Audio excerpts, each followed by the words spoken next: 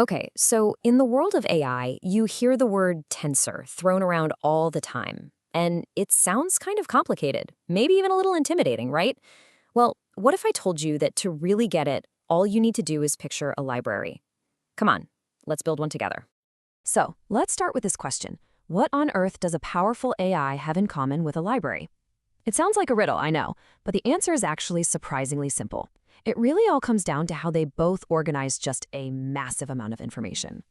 And the answer is tensors. You see, tensors are the fundamental building blocks that let an AI process the frankly mind-boggling amount of data it needs to work.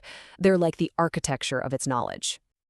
So here's the big idea. Forget all the complex math for a second. Just think of a tensor as a super organized library. But instead of books, it's for numbers. Let's start building this thing from the ground up, piece by piece. All right, first up, what even is a tensor? We're going to start with the smallest possible piece of our library, just a single shelf of books. So this is what we call a 1D or one-dimensional tensor. Think of it exactly like that single shelf. Each book is a number, and that shelf holds them all in a very specific order, in one single line. It's basically just a list of data. So the first book on the shelf could be the number 5, the second one might be 12, and the third, maybe a -3. Honestly, the specific numbers don't matter nearly as much as the fact that they're all lined up in order. This simple, one-dimensional line, that's our foundation. Okay, so we've got a single shelf. It's a start, but that doesn't really make a library, does it? So how do we scale up? Well, we go from the shelf to the bookcase, and then from the bookcase to the whole room. And now we have a 2D tensor. What happens when you stack a bunch of those shelves on top of each other? You get a bookcase. And all of a sudden, our data isn't just in a line anymore. Now it's organized in a grid with rows and columns. This is perfect for stuff like a spreadsheet or, say, the pixels in a black and white picture. And just like that, we've made the leap. We went from a 1D line, our single shelf, to a 2D grid, our bookcase. Just by adding that second dimension, height, we've suddenly massively increased our ability to organize information. I bet you can see where this is going, right? We have a bookcase. So, what happens when we start putting a bunch of bookcases together? Yep, we add another dimension. And that brings us to the 3D tensor. By lining up our bookcases one right behind the other, we've just created a room.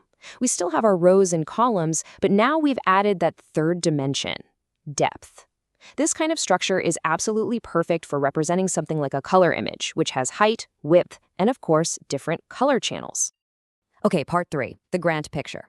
We've gone from a single shelf to a bookcase to a whole room. Now let's see how this all comes together to make an entire data library. Welcome to the 4D tensor. This is it, our complete library. It's a whole collection of rooms, and each room is filled with bookcases.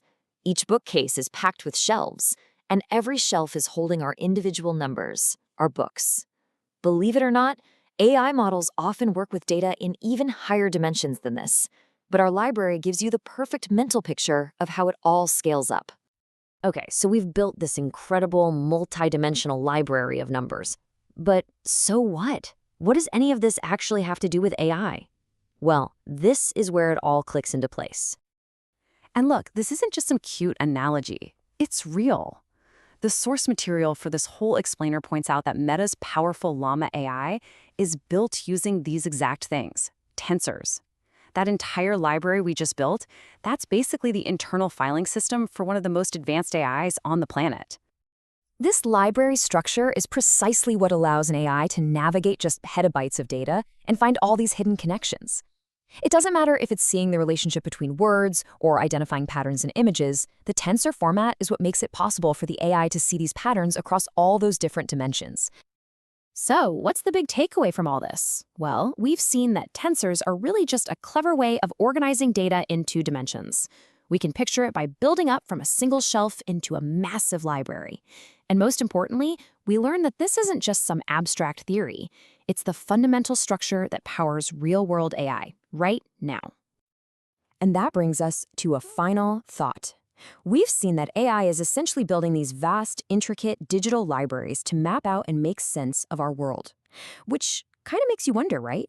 If this is what they're building today, what kind of structure will AI need to build next to understand things even more deeply?